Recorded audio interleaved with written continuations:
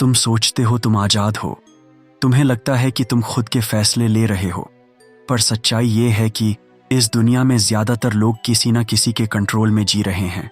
उन्हें पता भी नहीं होता। कभी प्यार के नाम पर, कभी दोस्ती के नाम पर, कभी फैमिली के नाम पर और कई बार अपने ही ख्वाबों के नाम पर। कंट्रोल करने वाले लोग तुम्हें कभी ज़बरदस्ती नहीं बदलते। वो धीरे धीरे तुम्हारा माइंड प्रोग्रामिंग करते हैं। वो तुम्हें तोड़ते हैं, पर बड़ी खामोशी से। और जब तुम पूरी तरह से कमज़ोर हो जाते हो, तब वो तुम्हें चलाने लगते हैं, तुम्हारी आइडेंटिटी मिटाकर। पार्ट 1, मैनिपुलेशन की शुरुआत। कंट्रोल कभी अचानक शुरू नहीं होता। शुरुआत में सब परफेक्ट लगता है। वो इंसान तुम्हें समझता है, सुनता है, केयर करता है। तुम्हें लगता है फाइनली कोई है जो सच में मेरा है। लेकिन तुम नहीं जानते, वो तुम्हें समझ नहीं रहा होता, वो तुम्हें पढ़ रहा होता है। तुम क्या चाहोगे, तुम कहाँ टूट चुके हो, तुम किस बात पर इमोशनल हो जाते हो, वो सब क्वाइटली ऑब्जर्व कर रहे होते हैं। फिर आता है सटल कंट्रोल, छोटे छोटे guilt trips, emotional blackmail, comparison और तुम्हारी साइलेंस पर कंट्रोल। तुम मुस्कुराते हो, लेकिन तुम्हारे अंदर कुछ मरने लगता है। पार्ट 2, तुम्हें तोड़ने की तकनीक। मैनिपुलेटर्स एक आर्टिस्ट की तरह काम करते हैं। वो तुम्हें धीरे धीरे इमोशनली हॉलो बना देते हैं। उनकी टेक्निक्स। 1, गैसलाइटिंग। तुम ओवरथिंक कर रहे हो, तुम्हारा दिमाग ही ज्यादा चलता है। ऐसा कुछ नहीं हुआ था। तुम डाउट करने लगते हो खुद पर। 2, साइलेंट ट्रीटमेंट। जब तुम सही होते हो, तब वो चुप हो जाते हैं। तुम रेस्टलेस हो जाते हो, तुम खुद माफी मांगते हो ताकि वो तुमसे बात करे।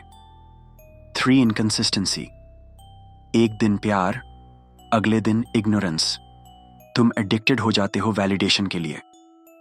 4, कंट्रोल डिस्गाइज्ड एज लव। तुम्हारे भले के लिए कह रहा हूं, मैं ही तो हूं जो तुम्हें समझता हूं। सच्चाई ये है, वो तुम्हारी ताकत से डरते हैं, इसलिए तुम्हें तोड़ रहे हैं। पार्ट 3, जब तुम खुद को खो देते हो।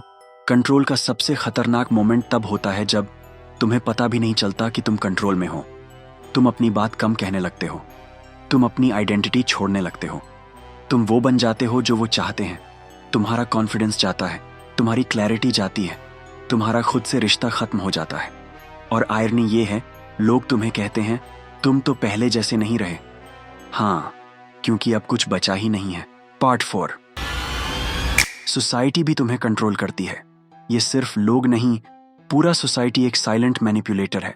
तुम्हें बताया जाता है कैसे दिखना है, किसे पसंद करना है, क्या सोचना है, क्या फील करना है। तुम्हारी इमोशंस तक स्क्रिप्टेड हैं। इंस्टाग्राम पर पोस्ट देखो, तुम्हें गिल्ट फील होता है कि तुम्हारी लाइफ वैसी क्यों नहीं है। तुम्हें वो नहीं चाहिए जो तुम्हें चाहिए, तुम्हें चाहिए जो दुनिया तुमसे चाहती है। ये भी तो कंट्रोल ही है, साइकोलॉजिकल स्लेवरी, बिना चेन के। पार्ट 5, जब अंदर कुछ टूटता है एक दिन, तुम मिरर में देखते हो और खुद को नहीं पहचान पाते। तुम्हें एहसास होता है मैं वो इंसान नहीं हूं जो मैं था।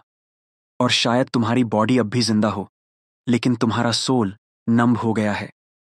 कोई एक ट्रिगर आता है, एक बात, एक धोखा, एक ट्रूथ, और तुम जाग जाते हो। यही होता है ब्रेकिंग पॉइंट, जहां से सच्चा बदलाव शुरू होता है। पार्ट 6, अब तुम्हारा माइंड उठता है। अब तुमने देख लिया है सारा इल्यूजन। अब तुम ऑब्जर्वर बन चुके हो। अब तुम्हारा साइलेंस डर बन जाता है, तुम्हारा नो मतलब नो होता है।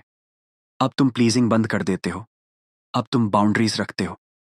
तुम समझ जाते हो, मैनिपुलेटर्स तुम्हारी क्लैरिटी से डरते हैं, कंट्रोलर्स तुम्हारी आइडेंटिटी से जलते हैं, और दुनिया तुम्हारी अवेयरनेस से अनकंफर्टेबल होती है। अब तुम पपेट नहीं, पपेट मास्टर बनते हो। Part 7, cold emotion, power without drama. अब तुम्हें रिएक्शन नहीं देना, अब तुम्हें प्रूफ नहीं करना, अब बस ऑब्जर्व करो और एक्ट करो। तुम्हारी चुप्पी अब जवाब बनती है, तुम्हारी डिस्टेंस अब सजा बनती है। अब तुम वो इंसान हो जो कंट्रोल में नहीं आता, बल्कि कंट्रोल करता है। बिना जोर, बिना शब्द, यहां से शुरू होती है कोल्ड इमोशन की असली साइकोलॉजी। बिना चीखे, बिना रोए, सब कुछ समझ जाना। कंट्रोल करने वाले लोग कभी हार नहीं मानते, पर जब तुम खुद को पहचान लेते हो, तो उनकी कोई टेक्निक काम नहीं करती। तुम्हें तोड़ा गया था ताकि तुम्हें कंट्रोल किया जा सके। लेकिन अब तुम उठ चुके हो और अब तुम्हें कोई नहीं चला सकता। अब तुम अपनी लाइफ के मास्टरमाइंड हो, ना किसी के हाथ में, ना किसी के इल्यूजन में।